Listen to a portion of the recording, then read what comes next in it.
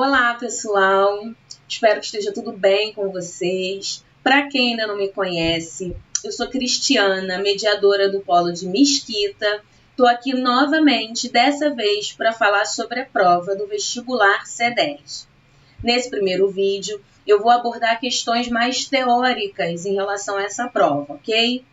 Eu gostaria de começar com informações básicas e muito importantes que a gente pode encontrar tanto no edital do concurso quanto no manual do candidato.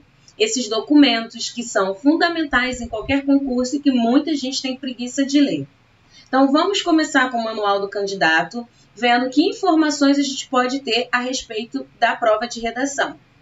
Primeira informação importante que a gente encontra lá diz respeito ao tipo de texto que será cobrado do candidato.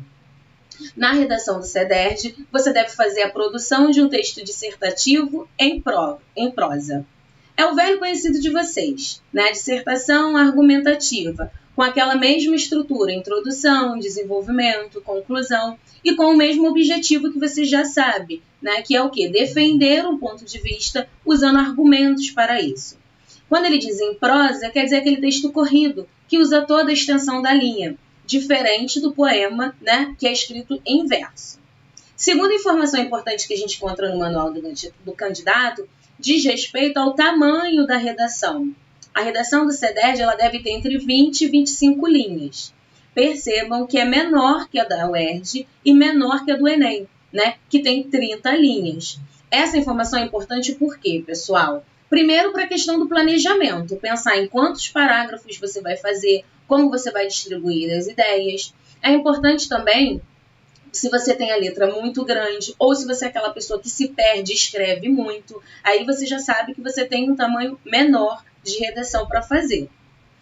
Além disso, a respeito do título, que diz o manual do candidato, o título não é obrigatório, tá? E eu nem aconselho a fazer. Se você é uma pessoa que gosta, mesmo não sendo obrigatório, gosta de fazer título, eu não te aconselho porque a gente viu que o tamanho da prova é menor. Se você fizer o título, você vai perder mais uma linha. Além do título, vamos pensar qual tipo de tema é cobrado no CEDERJ. Segundo o manual do candidato, você deverá fazer uma redação a respeito de um tema da atualidade. É assim que ele descreve. Quando a gente for analisar uns temas anteriores, vocês vão perceber que é atual mesmo. E por último, uma informação importante, o tempo que você vai ter para fazer essa prova. Você terá 4 horas, mas lembrando que você vai, além da redação, você tem as questões de múltipla escolha, que são 60. E você não pode deixar de considerar o tempo para preencher o cartão resposta.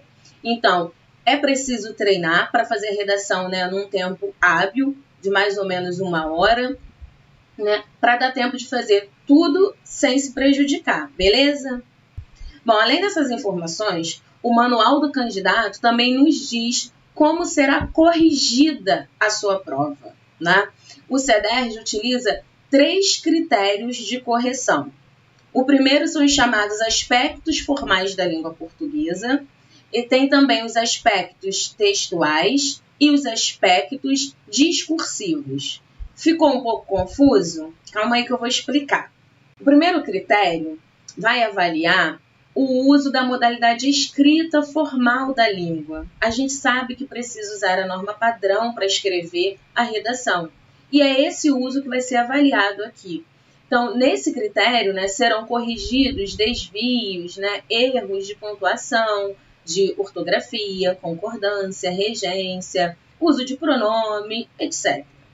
Já os aspectos textuais, eles vão avaliar a estrutura, tanto do período quanto do parágrafo. Aqui será observada se seu parágrafo tem unidade lógica, né? Se as partes do seu texto estão coerentes. Um exemplo para ficar claro. A gente sabe que cada parágrafo do desenvolvimento, né, deve ter ali um argumento próprio. Então, você tem o argumento e você também tem a parte da fundamentação. São os períodos que vão fundamentar, que vão sustentar, comprovar esse argumento. Então, esse aspecto, esse critério de correção vai avaliar se cada parágrafo está estruturado em torno de uma ideia, se as partes, né, os períodos, as frases ali, elas fazem sentido, né, completando essa ideia. Além disso, será avaliado também a adequação ao tema. Então, se você apresentou alguma fuga parcial, né, ou fuga total, né, como foi a sua abordagem do tema proposto. E também vai ser avaliado o tipo textual, né? Eles chamam de adequação ao modo discursivo, que é a dissertação argumentativa. Nada mais é de que observar, avaliar se você fez um texto dissertativo argumentativo. Por último, temos os aspectos discursivos, que vão avaliar a coesão textual, ou seja, se você usou, né, os recursos coesivos, os conectivos para interligar as partes do texto, a coerência interna e externa, né? Coerência interna, se alguma parte do seu texto está contradizendo outra, por exemplo, se a conclusão apresenta alguma contradição com a introdução, se o segundo parágrafo de desenvolvimento, por exemplo, né, não condiz com o que foi apresentado no primeiro. Coerência externa é se o que traz o seu texto, se as suas ideias ali têm compatibilidade com a realidade. Concisão e clareza das ideias, né? Aqui eu quero chamar a atenção para um ponto que eu sempre falo para os meus alunos. Não é a linguagem rebuscada que vai aumentar a sua nota, que vai fazer o seu texto bom. Concisão é a capacidade de você ser objetivo, né? De você dizer, repassar as suas ideias de forma clara e de forma objetiva. Aprofundamento dos argumentos. Lembram, né, que um argumento é formado por uma opinião mais uma comprovação, uma fundamentação.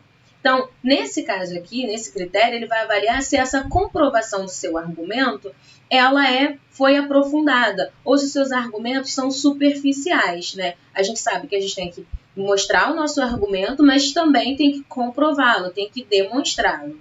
E também vai avaliar a adequação semântica, que é o sentido das palavras, né, que se você trouxe, se faz sentido no contexto.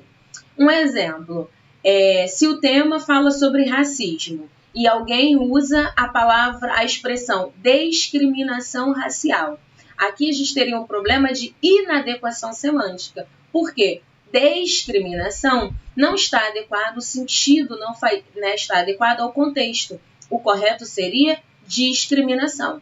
Então, vai ser observado aqui se você usou as palavras semanticamente corretas, se tem um sentido, né, completo dentro do contexto.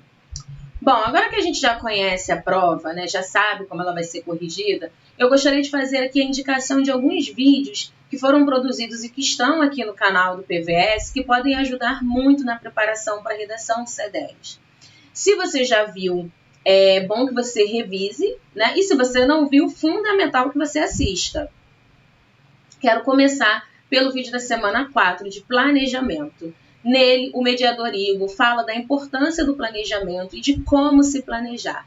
Essa etapa é crucial para um texto organizado, para evitar incoerências e também para otimizar o tempo. Segundo vídeo que eu gostaria de indicar é o da semana 19. É um vídeo de revisão.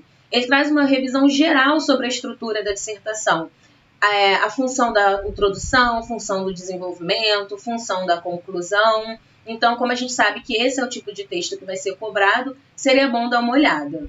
Além disso, tem os vídeos da semana 20 e da semana 21, que falam sobre a construção do parágrafo, né?